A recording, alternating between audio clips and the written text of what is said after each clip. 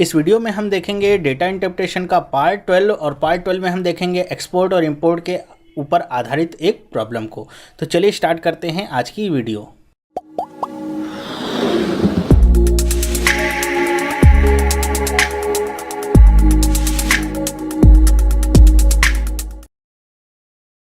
Hello, मेरा नाम चंद्रहास है। स्टडी स्मार्ट में आपका स्वागत है। दोस्तों, डेटा इंटरप्रिटेशन का ये पार्ट 12 है। 11 पार्ट्स मैंने आपको पहले ही दिए हुए हैं। अगर आपको नहीं पता है, आपने नहीं देखे हैं वो सारे पार्ट्स, तो यहाँ पे नीचे आपको लिंक मिलेगा जिस पे क्लिक करके आप वो सारे पार्ट्स देख सकते हैं। अगर आप मोबाइल पे हैं तो यहाँ कॉर्नर में आपको लिंक मिलेगा, आप वो सारे पार्ट्स देख सकते हैं वहाँ पे क्लिक करके। अब इस पार्ट में हम देखेंगे एक्सपोर्ट और इंपोर्ट पे आधारित एक प्रॉब्लम को, जानेंगे कैसे उसे सॉल्व करते हैं। ठीक है, तो चलिए स्टार्ट करते हैं बिना किसी देरी के। पहला क्वेश्चन लेते हैं। यहाँ पे देखिए, यहाँ पे आपको एक ग्राफ दिख रहा है। अब ये ग्राफ क्या शो कर रहा है, ऊपर लिखा हुआ है the following line graph gives the ratio of the amounts of import by a company to the amounts of exports from that company over period of 1995 and 2001। Ratio of value of import to export by a company over the years. अब यहाँ पे बताया क्या गया है कि ये जो आपको लिखा हुआ है नंबर, जैसे 0.65, 0.85, ये सारे नंबर्स जो हैं, ये क्या आपके बता रहे हैं, किसी कंपनी के एक्सपोर्ट और इंपोर्ट के रेशियो को बता रहे हैं। मान लीजिए किसी कंपनी ने किसी भी ईयर में जो इंपोर्ट किया है उसकी वैल्यू आपको दी है 20 और एक्सपोर्ट किया है उसकी वैल्यू दी है 40। तो यहाँ पे आपको क्या जो वैल्यू दिख रही है, ना तो 20 ना तो 40, बल्कि इसका रेशियो, ऊपर इंपोर्ट है नीचे एक्सपोर्ट है, कटेगा तो कितना आ जाएगा, ये 1/2, या अगर पॉइंट में निकालेंगे तो 0.5। तो ये जो 0.5 है, ये वैल्यू आपको यहाँ पे दिया हुआ है। बस इतनी सी इसमें समझने वाली बात थी। ये चीज़ अगर आपको समझ में आ गई है, फिर आगे क्वेश्चन इसका आसान हो जाता है। तो ध्यान रखा करिए, जो सबसे पहला जो आपका ग्राफ आएगा क्वेश्चन का, वो क्या बताने की कोशिश कर रहा है, क्या क्या उसमें गिवन है, वहीं से आप आधे से ज़्यादा क्वेश्चन को समझ सकते हैं और फिर आसानी से अब आगे सॉल्व हो जाएगा। अब मुझे पता है कि 0.95 क्या है, 2000 में कंपनी के एक्सपोर्ट और इंपोर्ट का क्या है, रेशियो है। इसी तरह सारे हैं। अब जो भी क्वेश्चन पूछेगा मैं इसी के आधार पर रख के इसको निकाल सकता हूँ। तो चलिए देखते हैं पहला क्वेश्चन। चलिए पहला क्वेश्चन देखते हैं क्या लिखा है। If the imports in 1998 were 250 crore and the total export in 1998 and 99 together was 500 crore, then the import in 1999 was. कह रहे हैं कि अगर 1998 में इम्पोर्ट जो सामान किया गया वो कितना है, 250 करोड़ है। ठीक है, इम्पोर्ट का मतलब समझते हैं ना आप। इम्पोर्ट का मतलब जब आप बाहर से कोई सामान अपने यहाँ पे मंगाते हैं, ठीक है, तो उसे क्या कहते हैं, इम्पोर्ट। और एक्सपोर्ट का मतलब क्या, जब अपना सामान आप किसी को बाहर भेजते हैं तो उसे क्या कहते हैं, एक्सपोर्ट कहते हैं। तो यहाँ पे कह रहे हैं कि 250 करोड़ रुपए अगर 1998 में इंपोर्ट किए गए हों और 1998 और 99 को मिला करके अगर 500 करोड़ रुपए का जो सामान है, 500 करोड़ रुपए समझ लीजिए, वो आपके एक्सपोर्ट में गए होंगे, तो आपको बताना क्या है कि 1999 में कितना रुपया आपका इंपोर्ट हुआ होगा। तो कैसे निकालेंगे इसको, सबसे पहले तो जो भी इन्फॉर्मेशन हैं उन्हें आप देख लीजिए। मैं एक्सपोर्ट के लिए ई लिखता हूँ, तो E98 प्लस E99 मुझे पता है। ये क्या लिखा हुआ है यहाँ पे पढ़िएगा ध्यान से। बहुत सारे लोग कंफ्यूज हो जाते हैं कि क्या लिखा हुआ है, the total exports in the year 1998 and 99, मतलब दोनों को जोड़ करके कितना आया है, 500 करोड़ रुपए हुआ है एक्सपोर्ट, 98 और 99 को जोड़ करके। ठीक है, और क्या पता है कि इंपोर्ट 98 में कितना है, 250 करोड़ रुपए है, 250 करोड़ रुपए इंपोर्ट है। अब यहाँ से हम निकाल सकते हैं एक्सपोर्ट 98 में कितना था। क्यों निकाल सकते हैं, क्योंकि यहाँ पे हमको इंपोर्ट अपॉन में एक्सपोर्ट की वैल्यू यहाँ पे गिवन है। तो 98 में देख लेते हैं कितना है आपका ये रेशियो, 1.25 है। तो इंपोर्ट ऑफ 98 बराबर बटे में एक्सपोर्ट ऑफ 98 बराबर में क्या है, 1.25। ये रेशो पता है। इंपोर्ट की वैल्यू मैं सब्स्टिट्यूट करता हूँ, कितनी है, 250 करोड़। अब E98 की वैल्यू तो पता नहीं है, तो ये लिख देगा 1.25। पॉइंट को यहाँ से हटाऊंगा तो 2 जीरो इधर बढ़ेगा, 125 2 टाइम्स कट जाएगा, बचेगा कितना। तो E98 की वैल्यू कितनी आ जाएगी, 200 करोड़ रुपए। तो एक्सपोर्ट 98 में कितना था, 200 करोड़ रुपए। यहाँ पे एक्सपोर्ट 98 प्लस 99 पता है कितना है, 500 करोड़ रुपए। तो यहाँ से एक्सपोर्ट 99 का निकल आएगा कितना, 300 करोड़ रुपए। कैसे निकल आएगा, E98 की जगह पे आप 200 रखेंगे, 200 दूसरी तरफ जाएगा, 500 में से घट जाएगा, तो E99 की वैल्यू आ गई कितनी, 300 करोड़ रुपए। अब 300 करोड़ रुपए ये पता चल गया। फिर से हमको 99 का रेशियो तो पता ही है कितना है, 1.4 है। अब इंपोर्ट निकालना है तो कैसे निकालेंगे, I99 बटे में E99 और बराबर में क्या, 1.4। E99 की वैल्यू पता है कितनी, 300, तो ये कितना आ जाएगा 1.4 गुणे में 300 और बराबर में इम्पोर्ट ऑफ 99 कितना आ जाएगा, पॉइंट यहाँ से घटाइए, एक जीरो कट जाएगा, 14 तियाँ 42 होगा, 420 करोड़ रुपए आ जाएगा, इम्पोर्ट 99 में हुआ था। तो यहाँ से आप इजीली वैल्यू फाइंड आउट कर सकते हैं। तो देखना क्या है, क्वेश्चन को समझना है, क्या क्या वैल्यूज़ आपको दी हुई है और कैसे आपको यूज़ करना है ये समझ लेना है। तो मेरे ख्याल से ये समझ में आया होगा कैसे हमने स्टेप बाय स्टेप इसको किया है। तो अगर आपको समझ में आया होगा तो बहुत सारे स्टेप्स आप यहाँ से कट डाउन कर सकते हैं, जैसे ये लिखने की पूरी ज़रूरत नहीं है। यहाँ से जब आपको पता है कि E99 की वैल्यू पता है तो इम्पोर्ट में वो मल्टीप्लाई ही होना है, तो डायरेक्ट आप 420 निकाल सकते हैं। तो इतना जो काम किया है ये फालतू है, तो यहाँ पे आप समय बचा सकते हैं।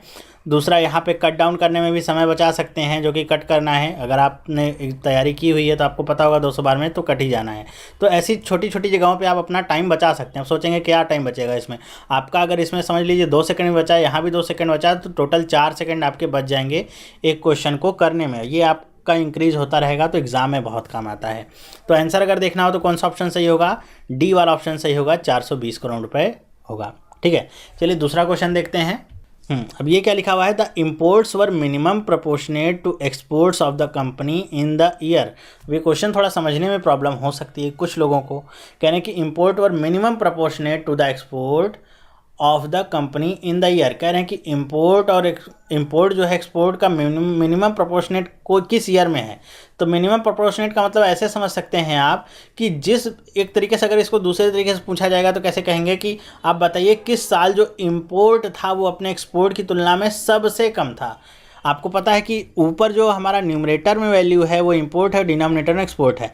तो न्यूमरेटर जितना कम होगा ये आपका जो रेशियो आएगा वो उतना ही कम आएगा। मान लीजिए यहाँ पे न्यूमरेटर में 20 है और आपका डिनोमिनेटर में 10 है, तो वैल्यू कितनी आएगी 2। अगर ये 10/10 है तो वैल्यू कितनी आएगी 1। ये 5/10 होगा तो वैल्यू कितनी आएगी 0.5। ठीक है, ये आपका 1/10 होगा तो वैल्यू कितनी आएगी 0.1। तो आप देख रहे हैं कि आपका मैं डिनोमिनेटर सेम रख रहा हूँ, ठीक है, न्यूमरेटर केवल कम करता जा रहा हूँ, तो वैल्यू जो है रेशियो समझ लीजिए अपने आप ही कम होता जा रहा है। तो ये आपसे पूछा गया है कि किसमें आपका जो इम्पोर्ट है वो मिनिमम प्रोपोर्शनेट में है। तो जाहिर सी बात है कि जिसमें जो रेशियो होगा सबसे कम होगा वही आपका मिनिमम प्रोपोर्शनेट में होगा। हाँ, कुछ लोग कह सकते हैं हो सकता है कि डिनोमिनेटर इंक्रीज़ हो रहा हो, तो डिनोमिनेटर को इंक्रीज़ करिए तब पर भी बात तो यही होगी ना कि आपका इंपोर्ट तो एक्सपोर्ट की तुलना में कम होगा ही। चाहे आप 20/10 था, फिर मैं 20/20 कर दूं, ऊपर वाले को फिक्स रखूं, फिर 20/40 कर दूं, फिर 20/80 कर दूं, बात तो वही निकल के आएगी आपकी। क्या होगा, अगर ऊपर वाला फिक्स है आपका तो नीचे वाला बढ़ रहा है, तो दोनों का गैप तो सेम ही बना यहाँ पे इंक्रीज़ हो रहा है। ठीक है, तो देख लीजिए किसमें सबसे कम आपका रेशियो निकल के आता है, तो क्या है 0.35। तो 0.35 किस में है 1997 में है, तो सी वाला आपका हो जाएगा ऑप्शन। अब ये क्वेश्चन देखिए कुछ भी ज़्यादा कैलकुलेशन नहीं था, कुछ भी नहीं करना था, केवल क्वेश्चन को आपको समझना था कि क्वेश्चन में पूछा क्या जा रहा है। अब इसमें आपकी ना तो कोई ट्रिक काम करती है ना तो कोई कॉन्सेप्ट काम करता है, सिर्फ आपका सिंपल कॉमन सेंस काम करता है कि क्वेश्चन क्या पूछा गया है। अगर आपने क्वेश्चन नहीं समझा है तो यही क्वेश्चन हो सकता है 50 to 60% लोगों के लिए टफ हो सकता है कि पूछा क्या जा रहा है। जब यही समझ में आ जाए तब तो आगे करें, जब समझ में नहीं आ रहा है कि पूछा क्या जा रहा है तो आगे करेंगे क्या। ठीक है, तो समझ जाइए कि क्या पूछा जा रहा है, फिर करना आसान हो जाएगा। मेरे ख्याल से अब समझ में आया होगा। तो इस तरह के क्वेश्चन अगर आपके एग्जाम में आ जाते हैं प्रोपोर्शनेट के मिनिमम या मैक्सिमम कहता है प्रोपोर्शनेट का, बताइए कौन सा ईयर है, तो मैक्सिमम प्रोपोर्शनेट वही होगा जब एक्सपोर्ट आपका कम होगा, डिनोमिनेटर वाली वैल्यू कम होगी न्यूमरेटर वाले से। तो अगर पूछा जाता मैक्सिमम किसका है तो मैक्सिमम क्या बताते 1.55। तो इस तरह के क्वेश्चन आते हैं एग्जाम में तो कर लेंगे आप मेरे ख्याल से अब इसे देखने के बाद। चलिए थर्ड क्वेश्चन देखते हैं क्या है, what was the percentage increase in imports from 1997 to 1998। कि 1997 से लेकर के 98 तक इम्पोर्ट में कितना परसेंट इंक्रीज़ हुआ है ये आपको निकालना है। ओके, तो यहाँ पे देखिए 1997 से लेके 1998 इंक्रीज़ तो हुआ है। देखिए आपका रेशियो 0.3 आ रहा है, ये 1.25 आ रहा है, लेकिन इंक्रीज़ कितना हुआ है ये कैसे आप निकालेंगे, क्योंकि यहाँ पे तो आपको केवल रेशियो ही गिवन है। ठीक है, मतलब इंपोर्ट अपॉन में एक्सपोर्ट गिवन है 98 के लिए भी, और इंपोर्ट अपॉन में एक्सपोर्ट गिवन है 99 के लिए भी। दोनों के लिए आपको रेशियो गिवन है। इसमें से किसी एक की वैल्यू भी गिवन होती तब आपका काम यहाँ पे बन सकता था। ठीक है, लेकिन यहाँ पे ना तो इसमें किसी एक की वैल्यू गिवन है, ना तो इसमें से किसी एक की वैल्यू गिवन है। रेशियो तो जैसे 1/2 कहूँ तो इसका रेशियो कितना आएगा, 0.5 आएगा। मैं 10/20 कहूँ तब पर भी इसका रेशियो कितना आएगा, 0.5 ही आएगा। 20/40 कहूँगा तब पर भी रेशियो कितना आएगा, 0.5 ही आएगा। तो यहाँ से अगर देखा जाए तो रेशियो अलग अलग वैल्यूज़ के लिए सेम हो सकते हैं, वैल्यू अलग अलग है लेकिन रेशियो सबका 0.5 ही है। तो हम रेशियो से निकाल नहीं सकते हैं कि उसका इंपोर्ट और एक्सपोर्ट कितना था। तो अगर हमको चाहिए होगा रियल में इंपोर्ट कितना था, तो हमको इंपोर्ट या एक्सपोर्ट किसी की वैल्यू पता भी होनी चाहिए, तभी हम निकाल सकते हैं। वरना हमने जैसे देखा कि अलग अलग वैल्यूज़ के लिए रेशियो सेम रहेगा। तो दूसरे शब्दों में कह सकते हैं कि इस आंसर को हम फाइंड ही नहीं कर सकते हैं। तो क्या आंसर होगा इसका, डेटा इनएडिक्वेट, मतलब डेटा सफिशिएंट नहीं है आंसर को करने के लिए। यहीं पे दिया होता एक्सपोर्ट दे देता 1998 का या और 99 का, तो इंपोर्ट की वैल्यू हम निकाल सकते थे, फिर हम कंपेयर कर सकते थे। ठीक है, फिर तो आसान होता करना। फिर तो जैसे मैंने फर्स्ट पार्ट में फॉर्मूलेज बताए हैं बस उसी का यूज करते और आ जाती है वैल्यू। लेकिन जब यहाँ पे कुछ गिवन ही नहीं है तो हम निकाल नहीं सकते हैं। तो ये समझ में आया होगा कि कैसे हमने इस आंसर को प्राप्त किया है। कुछ लोग होता है कि इसी वैल्यू को लेकर के निकालने लग जाते हैं। ठीक है, 0.35 और 1.25 को लेकर के देखते हैं इंक्रीज़ हो रहा है, फिर इसी को माइनस करते हैं, डिवाइड करते हैं, फिर आंसर निकालते हैं। तो वो क्या है, गलत तरीका है। ओके, ये रेशियो दिया हुआ है, इंपोर्ट और एक्सपोर्ट की वैल्यू एग्जैक्ट नहीं दी है। चलिए फोर्थ क्वेश्चन देखते हैं क्या है कि कह रहे हैं if the import of the company in 1996 was 272 crore, the exports from the company 1996 was, कह रहे हैं कि इंपोर्ट जो है 1996 में 272 करोड़ है, तो एक्सपोर्ट कितना होगा 1996 में, कैसे निकालेंगे। बहुत ईजी है, एकदम ईजी। तो कैसे करेंगे, हमको पता है ये क्या है, रेशियो पता है, I/में 96 के लिए है तो लिखने की ज़रूरत नहीं है। 96 में देखिए कितना है, 0.85 है रेशियो। आई की वैल्यू यहाँ पे दी हुई है कितनी, 272, तो 272 लिखेंगे बटे में ई बराबर में 0.85। अब अगर आपको समझ में आ रहा है तो यहीं से समझ में आ गया होगा कि आपका इसको भाग देना होगा आई से, तो ई बराबर क्या हो जाएगा, 272 अपॉन में 0.85। और इसको देखिए पॉइंट अगर यहाँ पे हटा लीजिए, चाहे ना हटाइए कोई मतलब नहीं है। अगर मैं इसे डिवाइड करना चाहूँ पॉइंट को हटा करके तो यहाँ पे 100 लगाना पड़ेगा। 5 से डिवाइड करूँगा 17, ये कितना होगा 20, और 17 1 जा 17, कितना बचेगा 10, तो 102 होगा। तो 17 6 जा 102 होता है, तो ये 16 बार में कट जाएगा। 17 गुणे में 20 कितना आ जाएगा, 32, ये आपका 1 0 बढ़ जाएगा, मतलब 320 करोड़ आ गया, क्या एक्सपोर्ट आ गया। ठीक है, अब ये कैलकुलेशन आप कितनी जल्दी कर लेते हैं वही आपके आंसर के लिए बेनिफिशियल होगा। तो 320 करोड़ रुपए है, कौन सा ऑप्शन सही होगा, ऑप्शन नंबर बी सही होगा। आपको समझ में आया होगा कि 1996 का हमको रेशियो तो पता ही है, गिवन है, एक वैल्यू और दे दिया, मतलब हमारा इक्वेशन है, 2 वैल्यूज़ अननोन है, एक हमको पता है तो दूसरी भी हम निकाल सकते हैं, और यहीं से हमने इसको निकाल लिया है बस, और कुछ खास नहीं किया है। नेक्स्ट क्वेश्चन देखते हैं क्या, in how many of the given years were the export more than the import. फिर से ये आपका कॉन्सेप्चुअल क्वेश्चन ही है कि कह रहे हैं कि कितने साल में जो एक्सपोर्ट है वो इम्पोर्ट से अधिक है। तो ध्यान रखिएगा जब भी ऐसे पूछेगा, आपका डिनोमिनेटर की वैल्यू क्या है, एक्सपोर्ट है, तो एक्सपोर्ट जो है जब भी इंपोर्ट से अधिक होगा तो वो वैल्यू हमेशा 1 से कम ही आएगी। ठीक है, 1 से हमेशा ये वैल्यू कम आएगी। क्यों कम आएगी, जैसे अगर मैं इंपोर्ट लेता हूँ 10 है और एक्सपोर्ट भी कितना है 10, तो वैल्यू कितनी आएगी 1। अगर इंपोर्ट लूँगा 20 और ये 10 है तो वैल्यू कितनी आएगी 2। तो इंपोर्ट अभी क्या है, देखिए यहाँ पे बराबर है और यहाँ पे इससे अधिक है, लेकिन मैं इसी को कर दूँ 5/10, तो वैल्यू कितनी आ जाएगी आपकी 0.5।